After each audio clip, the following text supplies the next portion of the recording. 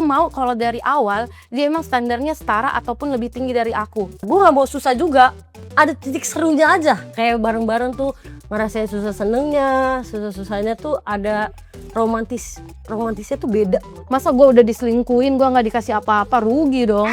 Gak butuh di provide mereka, karena gue bisa beli sendiri. Tapi being realistis aja, siapa sih orang mau susah?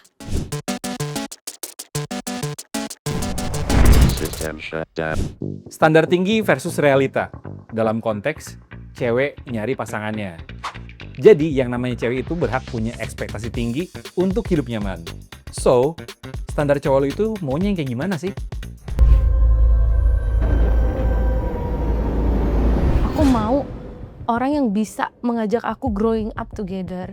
Dalam artian, aku nggak mau dibawa aku lah, karena aku juga tahu value aku tahu what I bring to the table. Kalau aku sih lebih suka hubungan yang kayaknya berjalan bersama-sama. Karena kayak ada challenge-nya sendiri aja, nggak suka aja kayak gue tiba-tiba udah di atas bareng lu, ntar gue bisa dibuang juga tiba-tiba sama lu. Jadi gue pengennya menikmati bersama-sama. Tadi kamu ada ngomong sisi takut, itu berarti kamu nggak tahu value kamu. Kalau gue nggak perlu coba buat provide gue, karena gue bisa provide diri gue sendiri. Iya, that's the point. Terus kamu ngomong tadi takut untuk tiba-tiba dibuang kalau punya cowok lebih tinggi. Artinya kamu ada rasa iri sendiri gitu lah, rendah diri, karena kamu merasa kamu nggak punya value.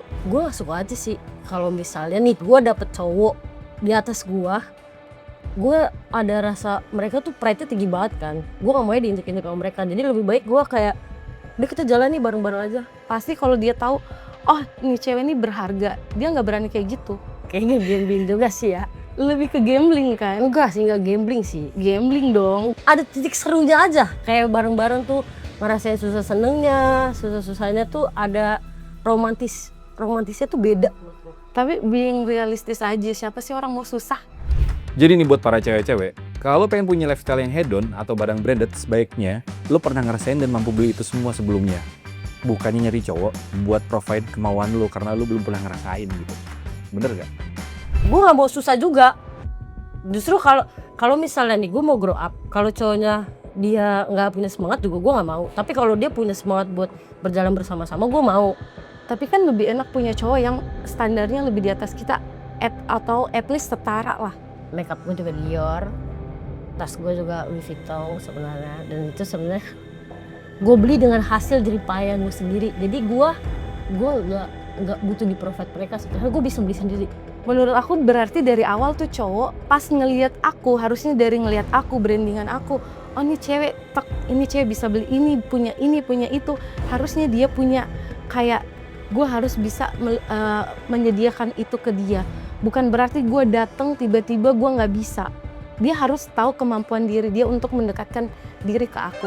Kebetulan gue biasa bawa Harley, gak mungkin kan? Ya, aku mau dong dibeliin Harley. Fun fact, gue kasih tahu biar gak gaptek. Jadi ini ya, cewek yang punya hobi atau passion sendiri, peluangnya 50% lebih gede untuk dapat pasangan yang cocok, setia, mapan, finansialnya bagus juga, karena dia nggak akan ngeganggu cowoknya, karena dia udah punya kegiatan lain ya. Jadi udah sibuk sama urusannya, jadi nggak akan demanding lah istilahnya. Gue setuju sih kalau itu, tapi tahan dulu, sebelum persetujuan gue pengen ngerokok dulu. Ngobrol paling enak kalau ngerokok, sumpah. Benar. Kalau nggak ngerokok, otak gue nggak jalan sambil ngobrol. Kalau menurut gue ya, gue setuju kalau gue nggak akan ngeribetin cowok gue karena banyak kegiatan yang gue lakuin ya. Maksudnya gue juga nggak akan mengemis dia banget gitu. Hobi gue menjadi biduan, motoran juga, terus nggak harus temenin gue juga, gue bisa sendiri. Kalau gue sih ngerasa kalau gue emang punya hobi, gue emang berpeluang 50% bahkan lebih, karena dia tahu dari awal, oh nih cewek tanpa ada pasangan dia sudah bisa bersenang-senang sendiri. Jadi kalau ada pasangan harusnya lebih. Kenapa aku yakin aku bisa dapat 50% peluang bahkan lebih tinggi? Karena cowok yang mendekati aku tuh minimal 60% dari standar 50% aku. Bombastic side eye. Katanya, standar cewek yang tinggi itu sebenarnya cewek yang bisa ngasih motivasi sama pasangannya. Jadi dia bisa ngasih motivasi pasangannya, bisa ngasih semangat buat pasangannya itu upgrade diri. buat pasangannya bisa jadi lebih baik lagi, biar lebih setara gitu. Atau mungkin bisa lebih tinggi lagi dari ceweknya. Jadi bukan semata-mata cuma nuntut-nuntut doang gitu. Bener gak? Berarti lu setuju sama statement gua? Yang mana? Kalau misalnya ya udah kita bermotivasi nih, gua ngasih motivasi sama lu biar kita upgrade sama-sama. Enggak, ini Kita kan berjalan posisinya. bersama-sama, bro. Tapi kan posisinya aku ngomong, hidup tuh seperti roda kan. Kalau dia lagi ngedown, aku nggak menuntut. Aku mau dia mengupgrade diri. Menurut gua lu setuju sama statement gua. Nggak ada yang Karena setuju. kalau kita berjalan bersama-sama berarti kita sama-sama Tapi kan ini upgrade tadi diri. aku mau kalau dari awal dia emang standarnya setara ataupun lebih tinggi dari aku. Start awalnya tuh aku nggak mau orang yang nggak setara sama aku. Realistis sama timbal balik itu bisa bikin hubungan lebih sustainable dan sehat, bahkan langgeng gitu. Tapi sebagai cewek, kalau gue boleh tahu, lo punya value apa biar setara sama cowok lo? Kalau gue sih dari SMP udah nyari duit sendiri, jujur. Walaupun nyokap gue tuh juga masih ada bantu-bantunya. Jadi karena gue setengah hidup gue berjalan menaiki tangga sendiri. Jadi gue gak ada problem sih dengan cowok yang mau berjalan sama-sama sama gue. Bukan berarti gue gak punya value. Justru dengan gue masih hidup di saat ini pun value gue udah, ya udah lo ngerti lah. Tahu semua hal bukan tentang materi, tapi yang aku bawa ke tableku tuh apa yang ada di kepalaku, isi kepalaku. Oke, kalau boleh tahu, bare minimum sebagai cowok itu harusnya provide apa aja sih? Boleh dikasih contoh nggak dalam kehidupan sehari-hari? Posisi dia yang ngajakin ya, dia yang bayar karena lo ada keberanian untuk ayo kita kesini, ayo kita kesini. Oh gue yang ngajak, gue yang harus bayar. Menurut gue gitu. Gue kayak split bill juga gak masalah gue. Gue nggak mau. Berarti biar minimum lo harus dibayarin. Iyalah kalau dia ngajak. Kalau misalnya dia lagi nggak ada uang, bisa gua yang. Terus kenapa dia ngajak kalau dia nggak ada uang? Kalau dia ngajak, gue senang aja kalau sama dia. Enggak, gue enggak. Kalau lu ngajak, harusnya lo udah tahu dari diri lo sebagai cowok. Harusnya Lu mau nggak dijemput Mio Anggora? Hah? Lu mau nggak ketemu cowok dijemput naik Mio Anggora? kok tiba-tiba aku ketemu cowok aku harus panas-panasan? Nggak mau dong. Naik motor tuh nggak apa-apa. Minimal naik motor. Dan disuruh jalan kaki gue nggak mau. Kalau disuruh kaki gue nggak mau, friend. Jauh banget, friend, jujur, friend. Gue kalau pacaran yang penting gue sama dia. Jalan-jalan sore-sore naik Mio Anggora di bawah pohon di pinggir tol, nggak apa-apa gue. Nggak mau. Aku nggak mau jujur. Fun fact, gue kasih tahu biar nggak gaptek. Jadi nih ya, ngejalanin hubungan pakai komunikasi dan skill emosional itu lebih penting daripada cuman ngandelin finansial doang. Percuma banyak duit tapi bikin lo stres, bener gak? Daripada dia finansialnya tinggi tapi bikin gue uring-uringan, makasih. Gue kagak mau gue. Kapan finansialnya stabil, emosionalnya juga stabil. Aku Aku mah kayak agak tertekan tapi bisa nangis sambil belanja, sambil shopping. Why not?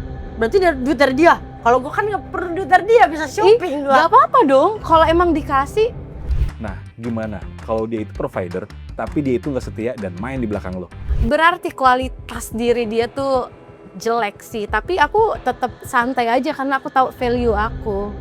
Kalau gue sih nggak mau dua-duanya. Menurut aku ya kalau kita apalagi konteksnya sudah berumah tangga, hal-hal kayak gitu tuh udah nggak jadi masalah utama karena pasti fokus kamu ke sekolah anak kamu. Nggak apa-apa suami kamu selingkuh asal anak kamu tetap bisa sekolah, tetap bisa mendapatkan kehidupan yang layak. Masa gue udah diselingkuhin, gue nggak dikasih apa-apa, rugi dong. Kalau ngomongin soal ini, gue mengalami ini secara real di kehidupan Sedih gua. banget, gak enak. Tapi nyokap gue milihnya pergi, bokap gue kayak gitu.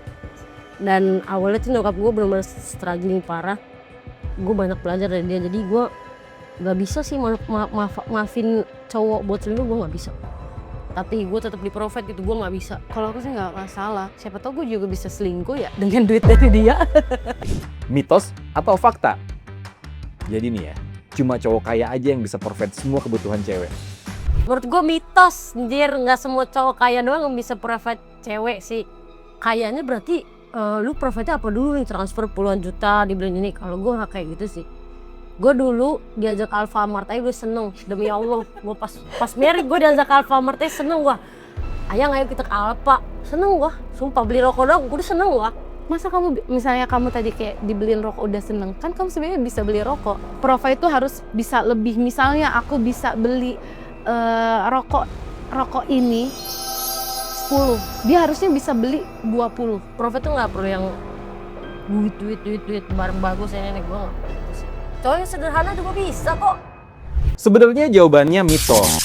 Cuma semua tergantung dari mindset lo. Karena yang namanya konsep provide itu nggak melulu tentang finansial.